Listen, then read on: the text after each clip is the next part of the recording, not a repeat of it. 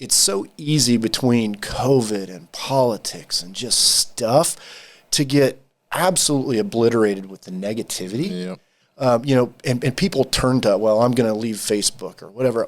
Running away from negativity, you're never going to win the race. You got to stand up and punch it right in the face with some positive thoughts and say, let's get after it. Let's get down, and I'm going to win. I like that. Dang. Ladies and gentlemen, this is 99 miles per hour with Perci Garner, and we'd like to thank our sponsor, Your Pizza, the finest pizza anywhere. But if you don't like pizza, which everyone does, they got wings, sandwiches, subs, and, of course, salads for those of you who like to be healthy, not like me. Also, I would like to mention the network that allows me to have this podcast, and that is the Get Level Podcast Network. There's plenty of other podcasts, a lot of content to get through. And also, go check out the website, getlevelpod.com. It'll be up somewhere around here. Go there, check out all the websites. You can also listen. If you don't want to watch the whole thing, you can listen audible without any interruptions. And then also, to the Rainbow Connection. I am the new executive director there, and we are having our telethon that we have every year. And we're expecting big things, even though in these tough times, we know the community can always come through. That is March 7th, that's starting at 11 a.m. And then also my scholarship fund, also trying to raise money for a Dover student in these hard times to get some help for them to attend college.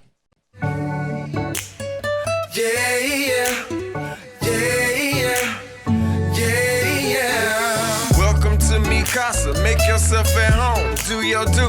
Welcome to my pad, this your lab, go create your movie. What's good, everybody? This is 99 miles per hour with your host, me, Perci Garner, and we have a special guest. But before we get to our special guest, we have a special review on the Apple Podcast platform, and I thought I would read it since I'm a little behind. We won't mention the date that this was submitted, but we like to read these, so if you submit a review for us, we'll read it on air for you. So, J.D. Tusk wrote, well, first of all, they gave us a 5-star rating, which everyone should because we're the best podcast ever. But she said, you're doing a great job with the podcast. I especially enjoyed the one with your son. That was a fun one. I also like to hear from everyone I don't see at 5 a.m. anymore. She says, hi, guys. So we appreciate that, J.D. Tusk, whoever you are. But we don't need that making any noise during this episode. Let's get to our guest. So I'm going to introduce this person. I don't want to make it a 5-minute introduction, but someone special that I have just got to know recently, I think in the last couple months maybe.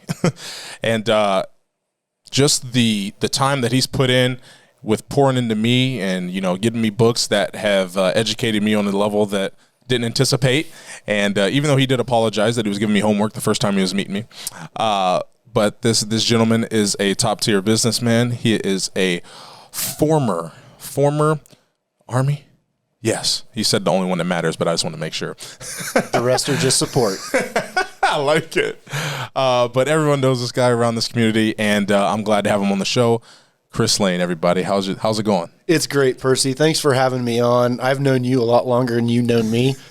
You were my introduction to Dover. I arrived in Dover in 2006, and I lived you now know, about a block from the Crater Stadium. Oh. And I got to witness what it was for the marching tornadoes to come up the Trail of Death or the Walk of Death or the March of Death, or I don't know, but it was fascinating to watch this small town band march up to the stadium, and then I got to watch you and Daniel Lift do your thing on Friday night. Isn't it amazing, though? Like, I just know, I don't pay attention to the band until I got to high school. It's just crazy. And I'm just like, man, these people are so talented. If football didn't exist, I would have been all in the band. And then when I watched Drumline, I was like, man, should I have played football or should I? But no, I'm glad I could introduce you to Dover and not being too far from the stadium. Hopefully you heard my name a lot from the PA of Jim Cantini. But absolutely. But I'm glad to have you on the show, and I'm very excited to get into this, and hopefully the viewers can learn a little something today, not just about you, but just something that can improve their lives. But first, let's just talk about, stuff that's going on right now, and it's hard not to mention COVID, but let's just, I guess, touch on, you being in the restaurant business, and just how has that been during COVID? I know we can't eat inside, but. Well, it depends on where you go. The constraints of eating inside are really self-inflicted. We're allowed legally to have people eat inside, but the complexity and the confidence and the ability of people that just isn't there yet. So, it is a whole nother world, and it's amazing that in about 4 weeks, we're going to hit 1 year. People don't really do that math, but I think it was March 16th is the day I closed our dining rooms. That was in response to an order from the governor. Very soon after, we did open up for carry out and to go, but it's been a whole new world in the restaurant business. The mom and pop shops without delivery, without digital platforms, without some of these other things struggled so hard. But the most impressive thing, I have a drive-through. I had a drive-through for 50 years. I had a leg ahead. But I'll tell you what, the local restaurants that got creative and found a way with the support of the community, it was absolutely fascinating. And that I took a lot of pleasure in doing that very early on in the COVID process. Was I had easy access to customers, but I really made an important decision to tell the story of all the people who didn't. And I really took to social media and just started sharing all these gems because I found them. I was like, well, I want to try something new. So I went on this rampage of just trying to eat somewhere different every week. And it was on Tuesdays. Dr. Pepper did a promotion where it was Takeout Tuesday. Oh, okay. National Takeout Night or something. And I found so many local gems just through the process of COVID. And I don't think I'm alone. I think a lot of people in our community found these restaurants that they really didn't know existed. And our local restaurateurs killed it. Really? See, I kind of opened my book to I fell in love with pad thai when I lived in Florida. So now, and I have no excuse. I was on Facebook. There's a Facebook group committed to it. I forget what it's called, but I love to eat, and I should have been on there finding out. But I had their pad thai the other day. I forget the name. Do you know the name that has? Tim Fisher? Yes. Tim Fisher. Wow. I the hate best kept secret. I'm mad that I'm on this low carb diet now, or else I'd be tearing her chicken pad thai up again. But that's cool that you've, obviously in that time, it's very easy to be selfish. But obviously that's not your personality type. And we enjoy that in different areas. Rainbow Connection enjoys that. And I'm sure, United Way and plenty other places and organizations around this community do. But I'm just like, obviously you gave me, some books to read, and it just made an impact. And then I was at Wendy's with you, and I was talking to, some of the people that work there, and they're like, oh yeah, I was like, had the books with me, and they're like, oh, he gave you books too, right? So I was like, that's just something, and I think I'm going to pick that up from you. I think, the books I read, they're just sitting on the shelf at home. So moving forward, especially the ones I like the one I'm reading now that you shared with me that we'll probably touch on a little bit, I'm going to be giving that to somebody, maybe Josh, I don't know, we'll see. But probably that's one aspect we're about to get to into this next, topic, and that's just how do you stay sane with this crazy world, and maybe reading books and stuff is one of them. Yeah, sanity in this new world or this new normal or whatever we want to call it, really, I think it's probably the army in me. It never left. I'm a very regimented and routine kind of guy. So as different as the world is, I don't really see it much differently because my routines are still normal. I get up early, I read, I hang out with my kids, I go to work all the time, and I look for places to still go out and serve in the community. So as different as it is, it's still a lot of the same. But I think really what helped me stay sane in this was I picked up a new author, speaking of books, John Gordon. And I know you were reading The Energy Bus, and there's The Coffee Bean, and there's so many little nuggets, or The Positive Dog, or different things. It's so easy between COVID and politics and just stuff to get absolutely obliterated with the negativity. And people turn to, well, I'm going to leave Facebook or whatever. Running away from negativity, you're never going to win the race. You got to stand up and punch it right in the face with some positive thoughts and say, let's get after it. Let's get down, and I'm going to win. I like that. Dang. I might have to steal that if you see that post on my social media page. That was amazing. I think that should be the title. But Man, that's definitely something that everyone can take. I know my wife just said, you know what, it wasn't all the negativity. It was just she just felt like she was on it too much, but she just shut down her Facebook for a while. So no, and that's okay. I'm not saying don't make changes, but one of the biggest changes that it really hit me square in the eyes. I mean, you want to talk about an 8-ounce boxing glove, right in the chops from Mike Tyson. Get to versus have to. I get to get on Facebook and stay connected to my people. I don't have to get on Facebook to find out what's going on in the world or get in an argument. I get to get on there and contribute and find out and see and learn and share. So really that get to versus have to mentality is the secret. Love it. Dang. Man, I'm so glad I got you on this show. This is some good stuff. Now, I know when we were doing the WJR thing together, and obviously we love WJR. They do a lot for everyone in the community, and now I've been listening to them all the time, and I love the show that Ryan and Michelle do all the time. So I might have to sneak in and get in there a little bit. But this new virtual lifestyle that we've had to, I guess, adopt. There's been some good and some bad, but I know you've been on your own calls all the time, and I guess how has that? Do you think it's good, bad, or do you just feel like, well, it's just the same old? It's just I'm not looking at people in their face. No, that's a good question, Percy, and it is good. We've learned new ways to communicate and connect, right? The virtual Zoom or Teams or GoToMeeting or whatever the platform is, the feedback that we get from the visual cues, the nonverbal contact that you don't get on a phone conversation or a conference call, quote, if you will. But, it's created a new expectation that we're always accessible. So the answer to that is if you didn't have boundaries before this, you're in deep trouble. Yeah. You are in some serious trouble. But if you've had boundaries and you've practiced regimented routines, you've probably changed those boundaries a bit, but you've learned when to turn it off. Yeah. One of my favorite things that you said before we got on here was, give me my phone and let me find airplane mode. There are people who don't even know airplane mode exists on their phone. And it's important to be able to set that time aside to be present and be connected. The topic, I was just talking to a new group of people. Every year I take 5 or 6 people in our company, and I spend a year kind of pouring into them and just trying to develop them. And they asked me a hard question, and I pushed back a little bit, and I said, it's not that work-life balance isn't understood. I think people don't practice it. Yeah. Because what they try to practice is, if you think about a teeter-totter in balance ain't no fun. No. You're sitting there, right? Yeah. You got to have somebody who's active and participating, and you're up and you're down and you're up and you're down. And if you have the wrong person on the other side, it's a really bumpy ride, right? But, work-life balance is about being present when you're there. So sometimes work is more important, and I've got to disconnect from the family a bit and go really tend to business.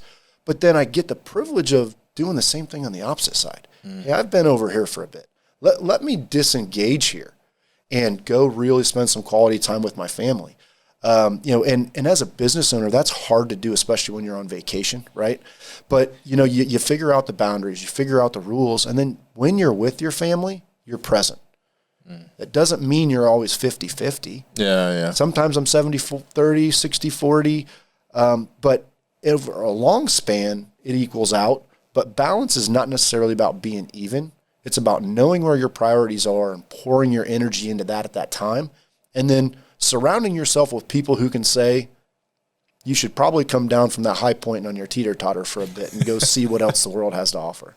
I like that analogy. I might have to draw that, or give me a teeter-totter background for my phone or something just to understand that. Because, I like to be reminded, I used to, when I was playing baseball, I had Philippians. Most people say 4:13, but I like 4:8 just because, our thoughts are, the main focus. And whenever we think something, then eventually it leads to us, leads to an action.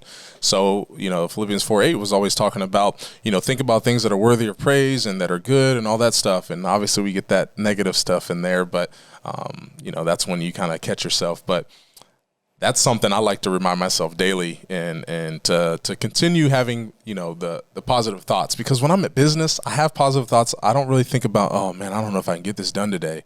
But for some reason, when I'm with my family, I just, sometimes those bad thoughts of something happening, if I'm not there, they creep in. But I think it's very important that, positivity, that we just punch negativity in the face.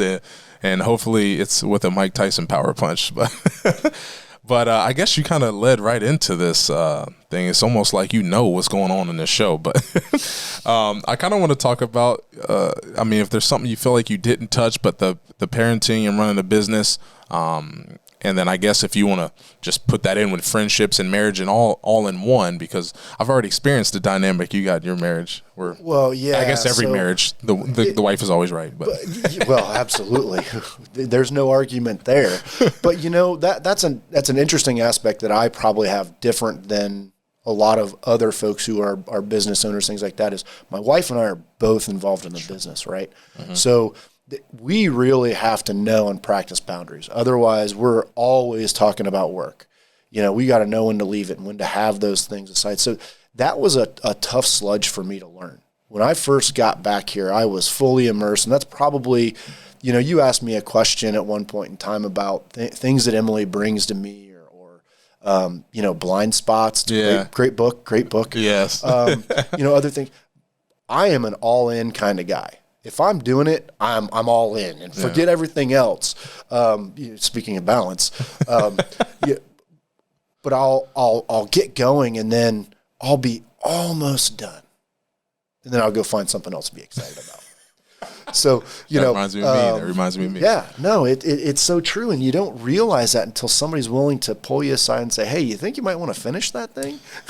It'd be a lot better if you colored in that corner that's missing, or whatever you're doing. So, marriage is a tough sludge, and especially when you mix it with business. And, everything they say about family business is absolutely true. It's the greatest thing in the world, and it's the hardest thing in the world. But I wouldn't trade it for the world. Gave up a very successful military career to come back, and my wife followed me for 7 years through the Army. She gave up everything she wanted to do, law school, teaching, you name it. She gave it up and followed me. We came to a point where we just had our son Lucas, and I was getting ready to transition to a new duty station, and I came down on orders to go to Okinawa, Japan. I was so excited. I was hand-selected for the assignment. I knew who I was going to work for, and I got to take my family with me for 3 years, something that doesn't usually happen for Army people. Yeah, Emily looked at me and she said, "If you go, you're going alone. I'm not raising my kid in a foreign country." Well, all righty then. but it's amazing that her dedication to that principle really led to where we are today. And we'll have been married for 20 years this year. Wow. And it hasn't always been easy. She's much more of a saint than I am. But it's been a great process of learning and growing, and the next 20 are going to be even better. Yeah, I like that attitude because, mine was, it was rough for me playing baseball, being gone 7 months out of the year, and, her being able to visit every so often, especially when we had kids. And that was always tugging at me. And I did retire a little earlier probably than I originally planned. But it turns out to be, a great move, especially being in the position I'm in. I'm at home with my family. We got a nice, beautiful house, and I'm spending way more time with my kids than I ever have. My daughter doesn't know me as a baseball player, so that's good. And because my wife, she already gives me hard enough time she was on it. She was always, that was a terrible game today. So it's good to, have someone that doesn't know about baseball. Right. Well, Perci, you mentioned that, and it's something that you probably don't realize, but we share tremendously in our marriages. In the Army, I was gone in 7 years. I think I was gone for 4.5 of them. Wow. Constantly in schools or deployed or in the field or whatever it was. And, you have to learn to communicate and not just talk, but genuinely connect. And when you're not there every day, you don't have the privilege of coming home and seeing them and getting that physical connection. As hard as it is, that is probably what has saved our marriage more times than not, is our ability to say, let's separate, but let's communicate and work through this thing, and then we'll come back together and figure out how to be together again. But it's a skill that not everybody gets, but I think everybody needs. Because when you're constantly in the room with someone, it's really hard to overcome some of those emotions and set that aside and really get down to what's important as to what the real problem is. So having the ability to be gone from one another, although it wasn't fun at the time, as I look back, greatest blessing I ever got was figuring out how to do that. And, you mentioned your wife was on it and she would see your games and things like that. But on the other hand, she'd be the first one to say congratulations, things like, and I don't openly share this story with many, but one of the hardest things that my wife and I ever had to go through was on 2 of our deployments. As I deployed, we had just learned we were pregnant. Wow. As I got into country and integrated, by the time we had our first conversations, we'd had a miscarriage. Wow. And by we, I mean she. Yeah. And I was in a whole nother land, and I was absolutely helpless. But I had to figure out how to be there for my wife, to make her feel important and nurtured and caring and the resources around her. And it wasn't just me. She was supported by a great network of other Army spouses. But that skill really has led us to the success of 20 years that we're on now. Wow. I mean, that's tough to deal with for anybody, especially, as men, we like to, especially in that arena with our wives and going through something, tragic or anything like that, we like to be there to help. And I'm sure we share this where you're just like, man, it's just nothing. There's nothing. I always think a law-abiding citizen. Now, obviously that's not, that's not a great comparison, but those are the thoughts I have sometimes at my low points. And I'm like, oh man, I really would, that would be the worst thing where you can't help your family. But, I think you guys have been, even though I haven't spent much time with you, just and a little, I have less time with Emily, but just you seeing your dynamic and your kids and how, confident they are and not like shy. And, Lucas, I met him and he was, participating in the adult conversation, and not that he's, super young, but it was just, I really noticed like, okay, like this guy's family, they've got it together. Well, thank you. I think we do a really good job with our kids, but we're surrounded by a whole network of teachers and church staff and those kinds of things. And absolutely, Emily and I play a very significant role in being good examples and putting them in positions where they're uncomfortable, but doing it from a position of love where we can support them and help them. But we let them fail, right? There's nothing wrong with pulling your son aside and saying, okay, next time, how about you look him in the eye when you shake his hand? Okay, Dad. Yeah. But you do that, and the next thing you know you've got this young, confident man or this young, confident girl that could walk into a room and not run away or have hives because they know they have the skills to get through it. A small story I think about, last year, Emily and I were recognized as Citizens of the Year from the Chamber of Commerce. It came down as a complete surprise, but we were privileged enough to be able to figure out how to get our family there and our kids there. And watching people come up to us, they would use our kids to get like in line, if you will, for the next, everybody. But to stand back and watch them receive and greet people, fascinating, absolutely fascinating. I couldn't have been prouder. They were doing a way better job than Emily and I. That's good to hear. I mean, I'm in my journey of raising my kids, and it's just crazy the milestones, and you've been through the milestones that I'm going through now, and you just smile, and sometimes you make an effort to let them know, hey, I admired how you did that, and I do that with my son because I do come down on him sometimes a lot and sometimes a lot. That oxymoron, like the fighting Quakers. I'm sorry. Did I just say that? I didn't mean that. I'm sorry. But no, it's important for me just because I'm trying to learn from the relationship I had with my dad and what I thought. So, and I'm sure, everyone does that. And you kind of get, my grandpa was real strict, and then my dad was less strict. And then, me, it's a little bit different. My son gets away with, hitting me on the noggin every once in a while, but, coming from, I guess, one great leader in Steve Van Horn, and then now we're kind of developing a relationship and just seeing two different styles and leadership, and they'll be both great. But just I admired how you do things, and like I guess the Army and military, they've probably taught you a lot of stuff about leadership. But is there anything like you learned, I guess, randomly, or just is it little bits and pieces that you just pick up from everywhere that kind of just helped you cultivate, your way of leading, not just your family, but your staff at Wendy's and just anyone you come into contact with? Yeah. Wow. I went to the Army because I forgot to grow up. Okay. I did it backwards. Went to college, graduated, got accepted to law school, decided I wanted to coach soccer, got a great opportunity to coach soccer and run a hotel at my alma mater college. Did not end well. I was not ready for all of that. Gotcha. Knew I needed to change my environment. Chose to go to the Army and instantly just started learning.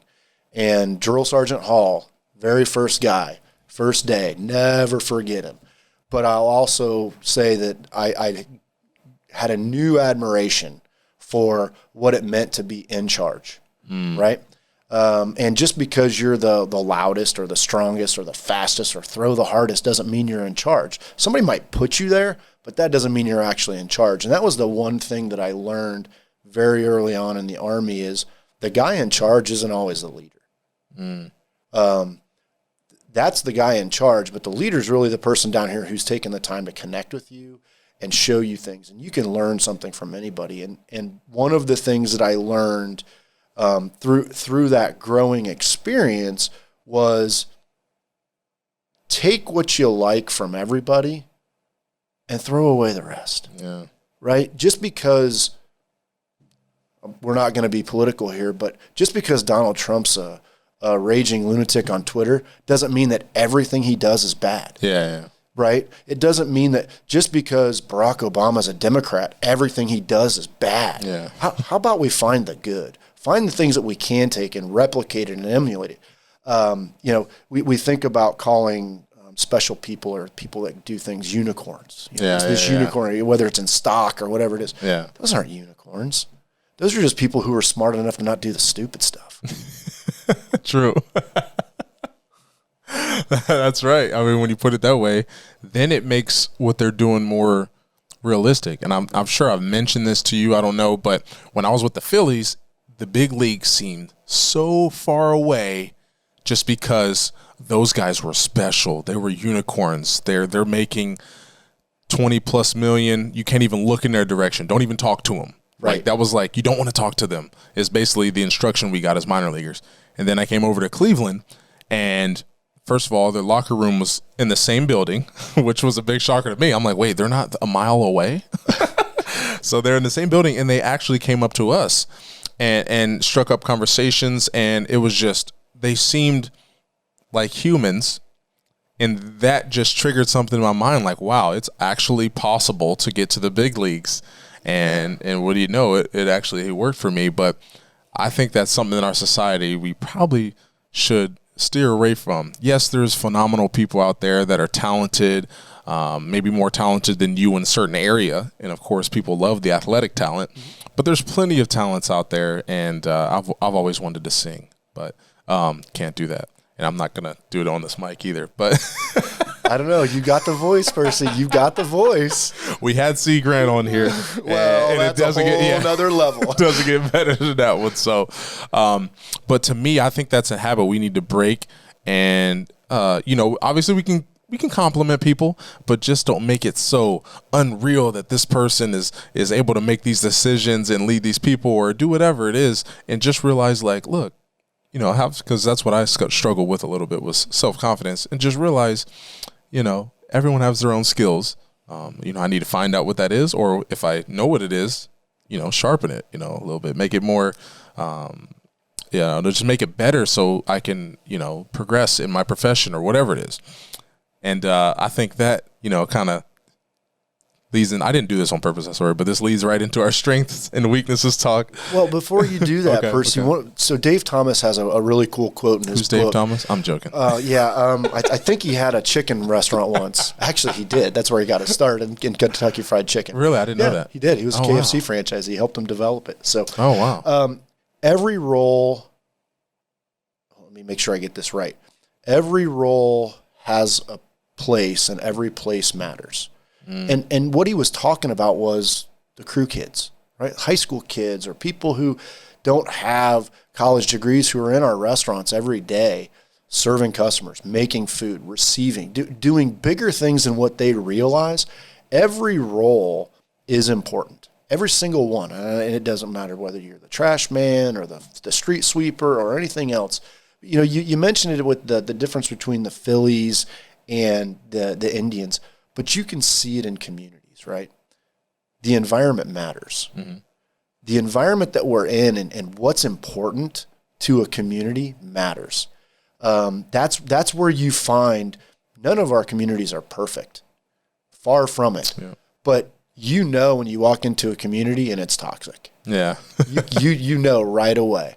Whether that be a block or a city or a town, it's like, okay, I don't want to stay here. Yeah. And you just feel it. So that's every role is important. I like that. And, because I always think everything back to sports. But that's, I think LeBron has been quoted as saying that too.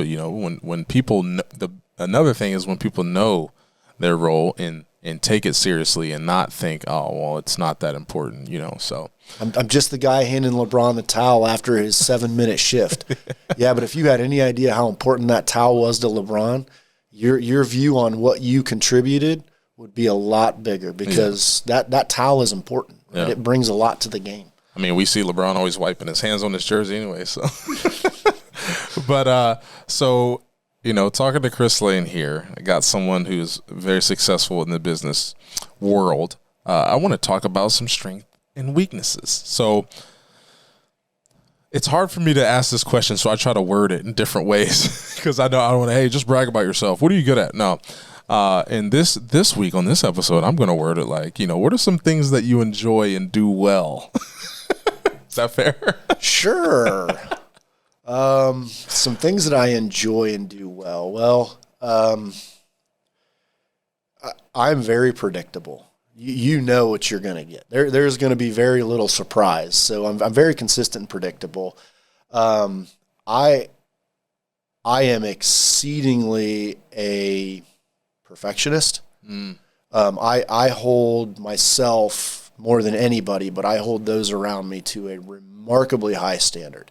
And not necessarily, that's also a weakness, right? Yeah. You can sometimes hold too high, but I think I do it in a way that makes people want to be better every day. And I fully subscribe to the fact that I'll never get there. I don't know where there is, but I'm never going to get there. So those are some things that I do.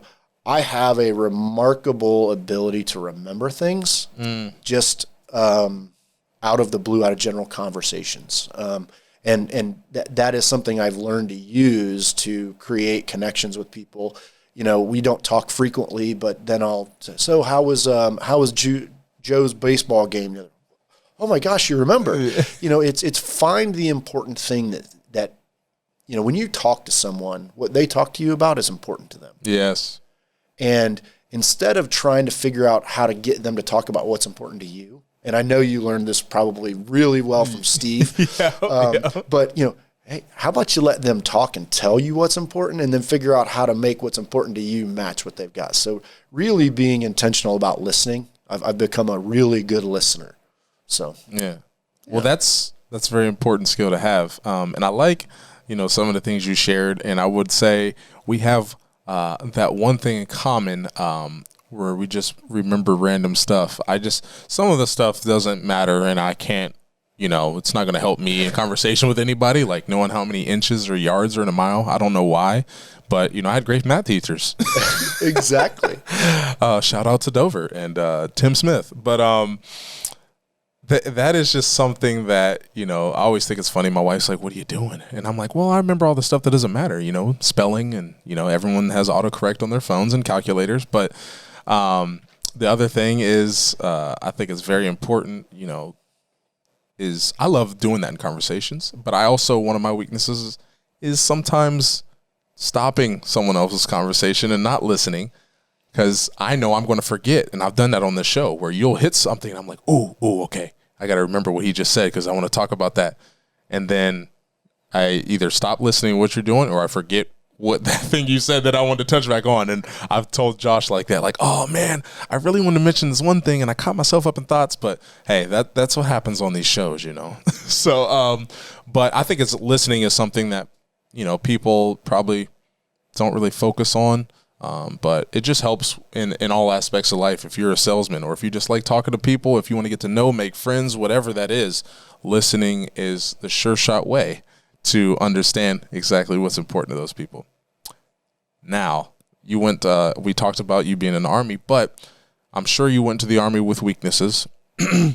Just instead of harping on all your weaknesses that you ever have, let's just talk about the ones that you feel like you maybe improved over the years, not just in the Army, but just maybe being running the Wendy's and stuff like that. Yeah, no, I have a litany of weaknesses or shortcomings, or as we call them in the restaurant world, opportunities. Oh, it just sounds so positive. No. My two biggest opportunities, and I'm going to give them to you in no particular order, but I think my ultimate biggest opportunity is I'm a horrible gift giver, which makes me a horrible celebrator. I love celebrating, but it's hard for me to celebrate the small things because I'm so always focused on how to make it better. I'm terrible at giving gifts, which is weird because I know what's important to people, but I'm just not very creative. And it's like, man, and I dread it. But that also follows me to work, and I've become very intentional over the last 2 years of trying to find ways where, celebrating the little things when I see it, because I'm not good at that. That's not my normal mode. Is I'm a problem solver, right? Yeah. You can't solve problems if you're not finding problems. Yeah. Well, it's a lot easier to solve problems if you just prevent them from happening. And you do that by celebrating the small stuff early. Oh, yeah. Duh, genius. And the other is generally my demeanor does not say, hey, come talk to me. I do not carry myself in a way, which it's so funny because you'd think after 45 years of people telling you, man, you're just not approachable. Yeah, I am. What's wrong with you? Just get to know me. You'd think I'd figure out how to change that, and I've probably gotten a little better at that, but that is still, I don't smile a lot, and I'm very serious about everything. Just so yeah, me too. I never smile. Those are my two monstrous weaknesses, and it's so funny because you even said, you can talk to anybody. I'm an introvert to the nth degree. That's not where I feel comfortable. I can do it, but I think those two weaknesses are what makes me there. It's like that's not my natural environment. So those are my two killers. Well, we're looking to have this introvert on camera in 2022 once we have a normal telethon. I do need to talk to you about that and how we're going to do things moving forward, but fun times. But and I think we touched on some blind spots that Emily and my wife Krista could probably just list off 100 if they had a piece of paper. But I kind of want to touch on your community involvement just to remind people, because I think it's important. Obviously, that's what I've been focusing on the last few years since I came back from baseball, and there's just so many ways that you can get involved. And it's not always just here's a check, or there's plenty of ways you can get involved. So be creative, and I really want the younger people in this community to know and to, I guess, just fall in love with that sentiment of generosity, no matter what it is. Because I know I fell in love with it now, and I've got, I don't know if there's a Cupid for generosity or, but I'm trying to figure out any way I can, and I'm learning as much as I can. But my focus is getting the young people to want to do that. But like, what made you, I guess, just want to do that, or did it just come natural, or was it like in the contract, hey, you have to do this? Yeah, it definitely did not come natural. Doing some of the things that Emily and I do now are definitely way out of my comfort zone. I'm not a marketing guy. I hate to be on the radio. You learn to do those things and enjoy them, but it's not where I would typically say that's where I'm going to go spend my time. But probably that is Emily's biggest contribution to our marriage is that was a glaring blind spot for me. Is I was an introvert. I didn't want to go serve and do community stuff. I would go to work, and if I was passionate about it, I'd do it. Outside of that, I'm not getting involved. No. My wife comes from a long line of people who've been involved and servants to the community and things like that. And watching that process and learning, it reared its ugly head very early on in my Wendy's career. I'd been in Dover for maybe 5 weeks, and I literally, 2 days out of the Army, started at Wendy's. And imagine this guy walking in with these super pressed shirts and, holy cow. Well, I didn't want to go talk to customers. And my father-in-law said, you got to be out here. This is important. This is where you got to do it. What do you mean? I'm back there making food, barking out orders and telling people what to do and stuff. He said, no, really? Oh, okay. A couple of days later, no, I'm serious. And here's how serious I am. For the next 3 days, when you clock in, you're not allowed to go to the kitchen at all. Wow. Don't go back past there. You stay out here the whole time. And it just, but I learned to talk to people, and I learned so much about our community and the people in it, and our customers. And holy cow. So all of those things led me to a place where finding ways to serve and give. And, the hard part about the young people, if you will, the millennials or whatever we're going to call them, and I don't go to the millennials or the bad generation are going to ruin America. They're no different than any other generation that's brought something different to the table. The one thing that I think they tend to struggle with, if you were to categorize them, is not feeling like they have anything to contribute. I think that's partly my generation's fault, right? Oh, you're just a youngster. Here, let me show you, kind of thing. So really knowing and understand that whoever you are, you always have something to give, whether it's time, energy, creativity. Some people, it's money.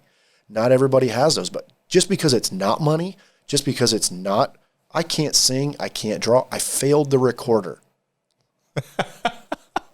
You couldn't play hot cross buns? No. I mean, literally failed the recorder.